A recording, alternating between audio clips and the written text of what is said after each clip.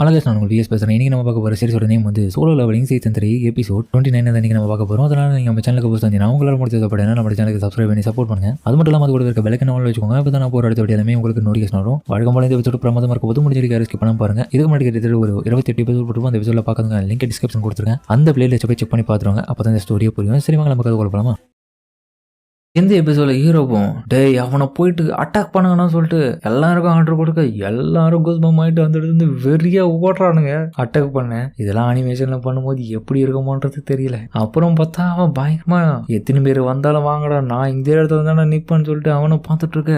எல்லாரும் கும்பல் கூடி ஸ்பீடா அவனை போயிட்டு அட்டாக் பண்ண பார்க்க ஹீரோவும் பார்த்துட்டு இருக்கான் என்னதான் நடக்க போகுதுன்றத. அடுத்த கட்டமா அவன் கிட்ட கொஞ்சம் கொஞ்சமா போக அடுத்த நிமிஷமே அவன் இவங்க வர்றதை பார்த்துட்டு ஒரு வில்லத்தனமான சிரிப்பான். ஹீரோ இதை பார்த்துட்டு என்ன அவன் சிரிக்கிறான். அதுக்கப்புறம் பார்த்தா அந்த இடத்துல அவன் காணும். அந்த இடத்துல இருந்து டக்குன்னு ஜம்ப் பண்ணி ஒரு மிகப்பெரிய அட்டாக்கை பயன்படுத்துவான். பண்ண அட்டாக்ல பாதி பேர் தரையிலேருந்து பறந்து வானத்தை நோக்கி செதறி அடிச்சுக்கிறாங்க. அவனுடைய அட்டாக் அந்த அளவுக்கு தாக்கத்தை ஏற்படுத்தியிருக்கு. அவன் வந்ததுல ஒரு சின்ன கோடை தான் பயன்படுத்தி அட்டாக் பண்ணிருப்பான். அதுல பார்த்தா நிறைய ஷேடோ சொல்லிட்டு அழிஞ்சிட்டு போயிருப்பாங்க. கிட்டத்தட்ட லட்சம் கணக்குல ஷேடோ சொல்லிட்டு ஆர்மியை நம்ம ஹீரோ வச்சு அட்டாக் பண்ணியிருக்கான். இவனுடைய ஸ்ட்ரென்த் தான் என்ன முழுமையானது. இவனுடைய ஒரே அட்டாக்ல கிட்டத்தட்ட என்னுடைய 100க்கும் மேற்பட்ட ஷேடோ சோல்ஜர்ஸ் எல்லாத்தையுமே அட்டாக் பண்ணி முடிச்சுட்டு போலியே. அது மட்டும் இல்லாம இந்த பீஸ்ட் ரொம்ப பெருசா இருக்கு, நல்லாவே தெரியுது. அது மட்டும் இல்லாம இதுகிட்ட இருந்து அதிகப்படியான மானா எனர்ஜி எல்லாமே எமிட் ஆயிட்டு இருக்கு. கூடவே மோசமான ஃபீலிங்கும் இவங்கிட்ட இருந்து தோன்றுது. ஆனா இருந்தாலுமே என்னால நம்ப முடியல, இருக்கிறது ரொம்ப அபாரமா இருக்கு அப்படின்னு ஹீரோவும் பார்க்க, இன்னொரு பக்கம் டஸ்க்கும் அவன் அட்டாக் பண்ணலான்னு பார்க்க, இன்னொரு பக்கம் அவன் அட்டாக் பண்ணிட்டே இருக்கும் போது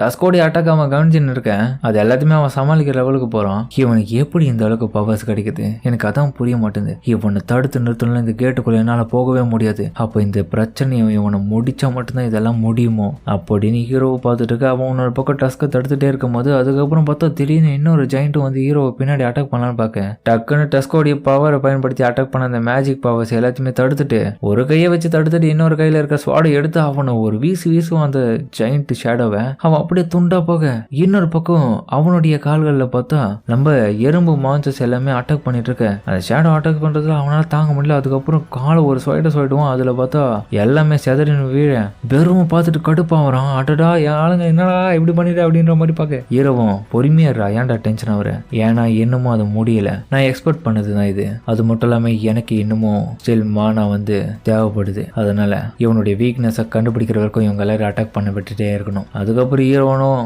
அவன் அட்டாக் பண்ணதுல இருக்கான் பார்த்துட்டு இருக்கேன். ஹீரோவுடைய மானா கொஞ்சம் கொஞ்சமா குறைஞ்சிட்டே இருக்கு. ஹீரோவை பொறுத்த வரைக்கும் அவனுடைய மானா குறைஞ்சாலும் பரவாயில்ல, ஆனால் அவனுடைய வீக்னஸை கண்டுபிடிச்சு அடிச்சா மட்டும்தான் அவனை ஃபைனலா தோக்கடிக்க முடியுன்ற ஒரு நம்பிக்கையோட அந்த ஜெயின்ஸ் எல்லாம் ஒவ்வொன்றா போயிட்டு அட்டாக் பண்ணிட்டு இருக்க. கொஞ்சம் கொஞ்சமா அவனுடைய மானா பவர் குறைஞ்சிட்டே இருக்கு. ஏன்னா ஒவ்வொரு ஷேடோ சோல்ஜர்ஸும் அழிஞ்சிட்டே வரேன். ஹீரோவை யோசிக்கிறான், இவனோட பாடி ஃபுல்லாவே ஷீல்டால அதுவும் ஒரு மானாவால கவர் ஆயிருக்க மாதிரி தெரியுது. ஒருவேளை இவன் எதுனா ஆர்மர் போட்டுட்டு இருக்கானா. எனக்கு தெரிஞ்ச வரைக்கும் ஏன் இவன் தன்னை பாதுகாக்காம அந்த கேட்டை மட்டுமே பாதுகாத்துட்டு இருக்கான். ஒருவேளை இவனுக்கு இருக்கிற கான்பிடென்ட்டா.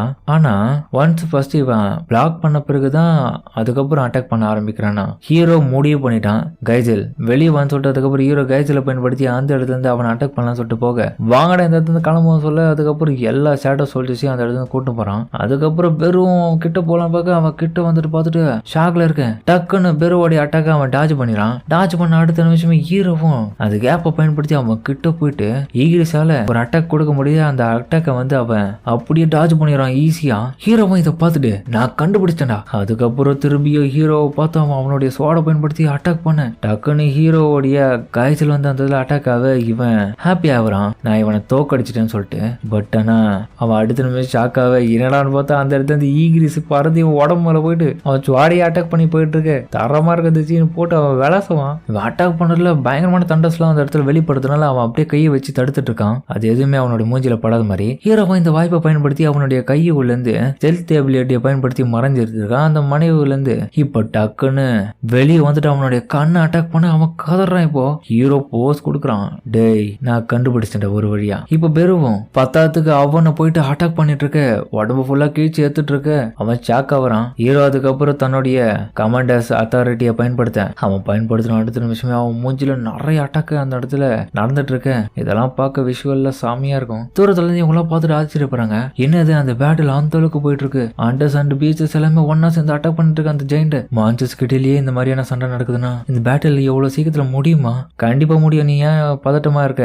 என்னுடைய சேர் அந்த மாதிரி அந்த மாந்திரம் இதுக்கப்புறம் கதறுது ஹீரோ அட்டாக் பண்ணதுல. அதுக்கப்புறம் ஹீரோவும் மல்டிலேஷன் சொல்லிட்டு ஒரு பவரை பயன்படுத்த நம்ம ஆர்ச்சிடெக்கு எப்படி அந்த அட்டாக் நடந்ததோ அதே போல இந்த இடத்துல அவனுடைய எல்லா விதமான வெப்பன்ஸும் வெளியே வந்துட்டு அவனுடைய கண்ணை அப்படியே கூறு போடுது. மொத்தமா கீச்சு எடுக்க அவன் அப்படியே கதறான். பெரும் இதாண்டா உனக்கான வாய்ப்புன்னு சொல்லிட்டு ஹீரோமு கத்த. ஓகே சார் நீங்க சொன்ன மாதிரியே பண்ணிடுறான் மைக்கிங்னு சொல்லிட்டு அதுக்கப்புறம் அவன் அந்த இது வந்து அவனுடைய கண்ணுக்குள்ள பூந்து அடுத்த நிமிஷமே ஹீரோவும் அதே மாதிரியான மல்டிபிளேஷன் அட்டாக்கை பயன்படுத்த ஆக்டிவேட் பண்ணிட்டே இருக்கான். திரும்ப பண்ணிட்டே இருக்கு.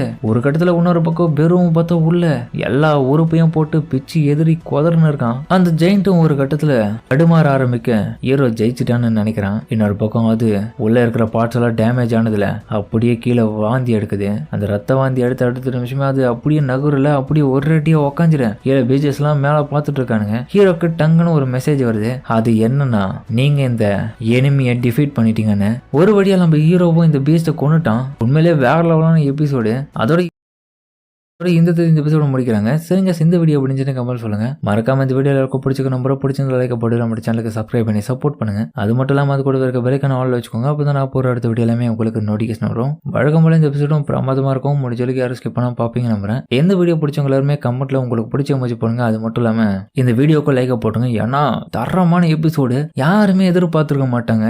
அந்த ஜெயிண்ட் அவ்வளவு பெருசு எல்லாருக்கும் டஃப் கொடுத்துட்டு நின்றுட்டு இருக்கும் போது ஹீரோ போயிட்டு ஒரு பிளானை போட்டு அங்க பயங்கரமா சேர்த்துட்டு இருப்பான். உண்மையிலே தரமா இருந்திருக்கும். முடிஞ்சளவுக்கு என்னோட பெஸ்ட் கொடுத்து நல்லா பண்ணியிருப்பேன். இதுக்கப்புறம் வரப்போற அடுத்த எபிசோடும் இன்னமும் சூப்பரா இருக்க போறதுனால முடிஞ்சளவுக்கு யாரும் மிஸ் பண்ணாம அதையும் பாத்துருங்க. சரிங்க, இதோட இந்த வீடியோ முடிச்சுக்குமா.